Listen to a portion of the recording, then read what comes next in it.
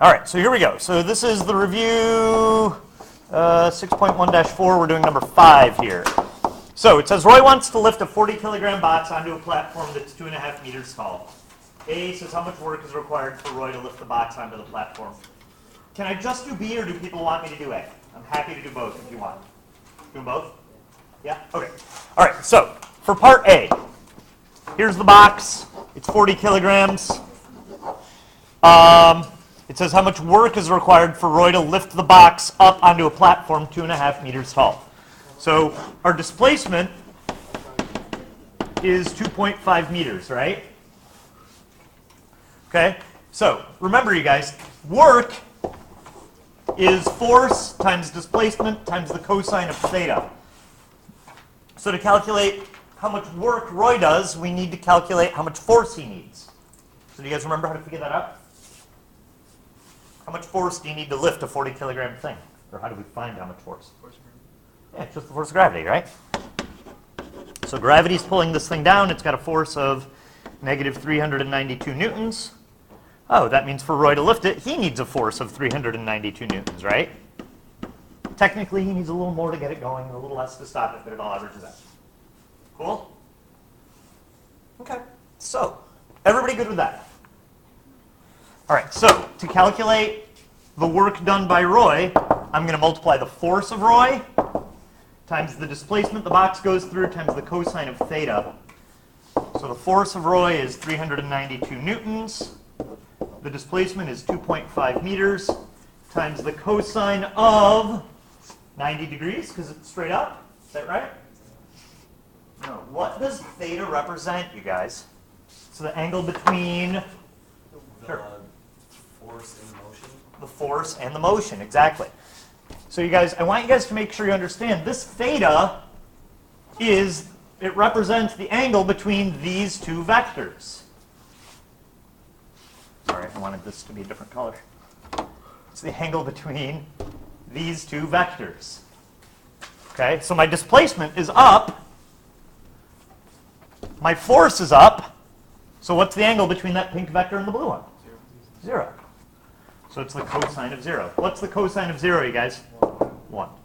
So multiply this out, and it gives you 980. It's work, so it's joules. Cool?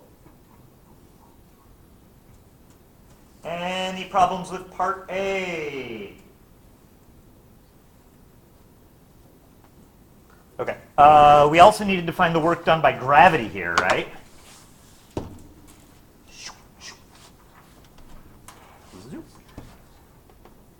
Okay, so to calculate the work done by gravity, I'm going to multiply the force of gravity times the displacement times the cosine of the angle. So my force of gravity is also 392, right? I'm going to not worry about the negative, because the cosine of theta will take care of that for me. Okay? When you use this equation, it's just magnitudes of the vectors. Okay? My displacement is 2.5. What's my angle now, though, you guys? 180. Yeah, it's 180, right? Because now my force is the force of gravity, which is down, right? So the displacement's up, force is down, so the angle between those is 180, right? So times the cosine, times the cosine of 180 degrees. And so that gives you, this is negative 1, so you get negative 980 joules. Good, you guys, or no? Any problems? All right. Yeah, Alex.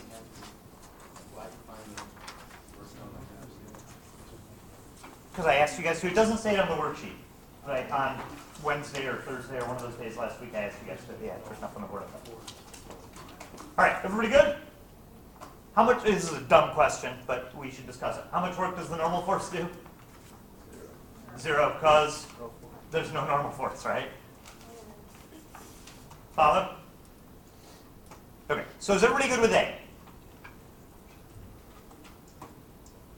All right, so B is a little bit tougher, I think, because you've got an inclined plane. All right, so any questions with A before I go on and do B? Okay, so B.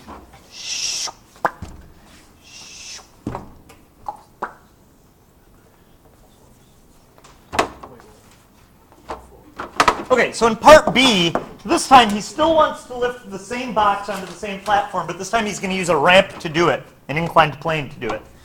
So 2.5 meters is how tall it is. It's 5 meters long.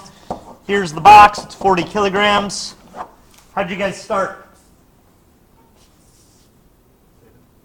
Since it's on an inclined plane, you should almost automatically do what, you guys? Find the components of gravity, right?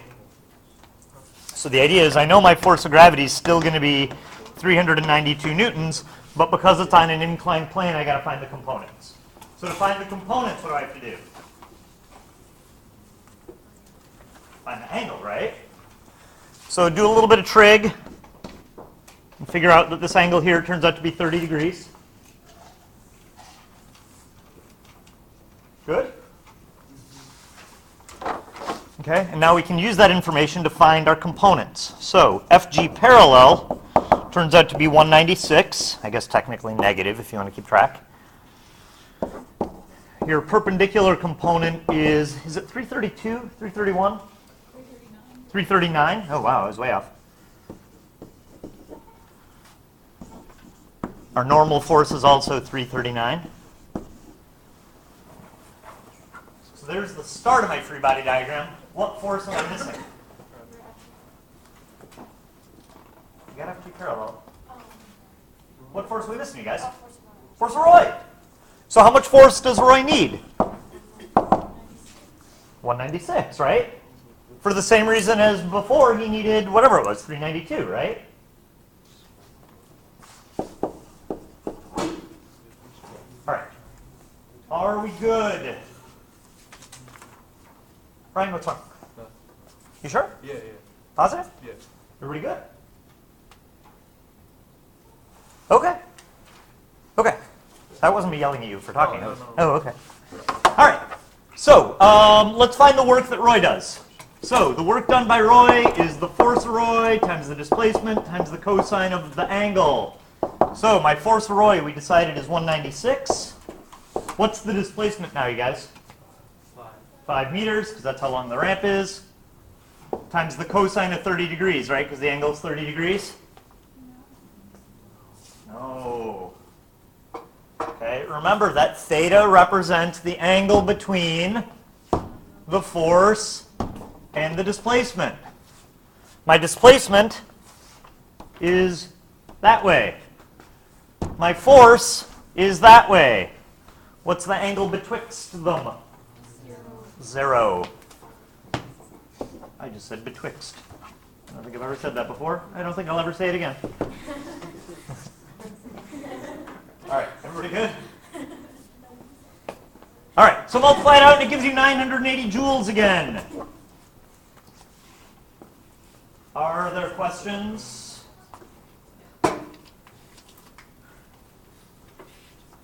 All right.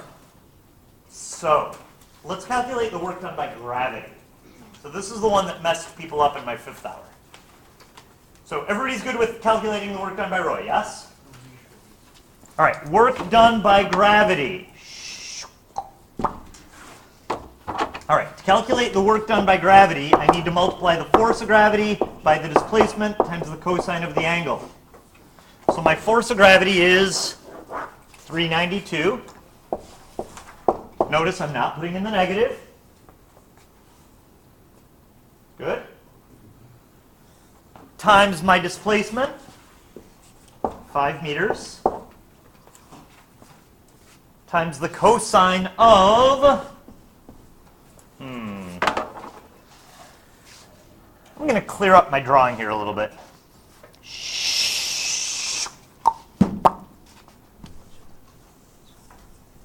All right, look, you guys, here's the ramp. Here's the box. My 5 meters worth of displacement. Oh no, I switched colors. Undo. My 5 meters worth of displacement.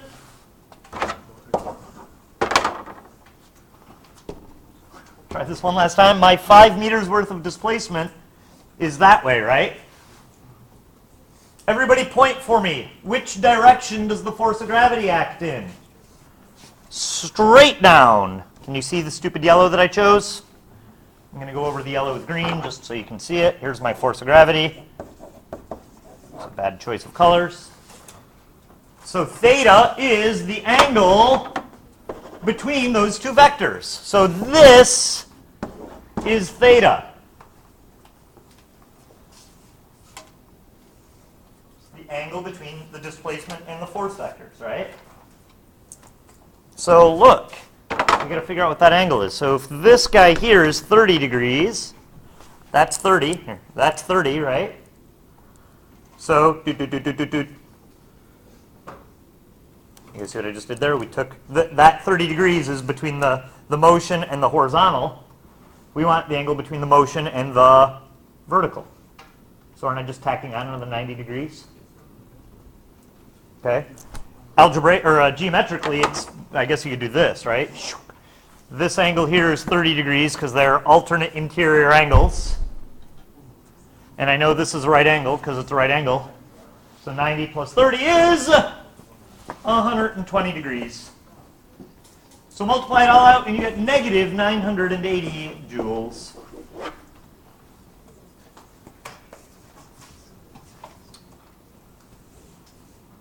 Make sense, you guys? Problems?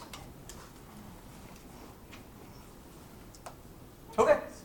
Finally, the work done by the normal force. Everybody point for me. Which direction does the normal force point in? Oh, it's not straight up. It's straight slanty. Straight slanty. That's the worst thing anyone's ever said. Perpendicular to the ramp, right? Thus perpendicular to the motion. So what's the work done by the normal force? Goose egg, 0. Good? All right. Any problems with the work? Problems? It's a bad sentence.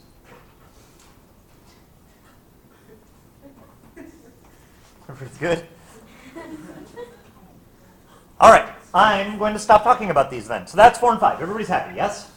Show me the happy. Oh, that was nice. I really needed that today. All right.